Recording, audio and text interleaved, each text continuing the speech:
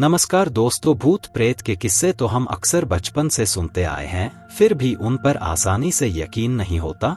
लेकिन हर गांव और शहर में कुछ ऐसी जगह होती है जिसके बारे में कहा जाता है कि वहां पर भूत है।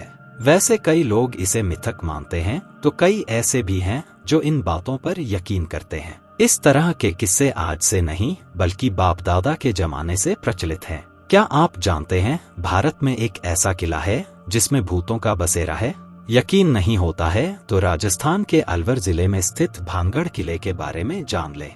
भानगढ़ का किला अरावली की पहाड़ियों में बनाया गया था। भारत के सबसे भूतिया स्थान में से एक है भानगढ़ किला। राजस्थान की राजधानी जयपुर से तकरीबन 80 किलोमीटर की दूरी पर है भानगढ़ का किला। पर्यटकों को यहाँ के किस्से अपनी तरफ आकर्षित करते हैं। पहली नजर में अगर इस किले को ध्यान से देखो तो एक अजीब सा एहसास होता है। बिना छत के घर, मंदिर में देवी देवताओं की मूर्ति नहीं, अपने आप में एक डरावना एहसास कराती है। भानगढ़ किले को शापित किला माना जाता है और कहा जाता है कि एक ऋषि के श्राप के बाद से यहाँ पर वीराना पसर गया। इस किले में तब से भूत प्रेत रहने लगे। खौफ का अंदाजा बस इसी बात से लगा सकते हैं कि पुरातत्व विभाग ने इस किले में शाम के बाद एंट्री पर बैन लगा रखा है। खबरों के मुताबिक भानगढ़ किले का निर्माण आमेर के राजा भगवत दास करवाया था। उन्होंने साल 1573 में इस किले को अपने छोटे बेटे माधो सिंह प्रथम के लिए बनवाया था। कहा जाता है कि जब इस किले का निर्माण किया जा रहा था, उस वक्त एक तपस्वी यहाँ रहता था जिसने किले के निर्माण के दौरान कहा था कि किले की परछाई उसके घर पर न पड़े। लेकिन उसकी बातों की अनदेखी हुई। परछाई पड़ने से तपस्वी ने श्राप दे दिया।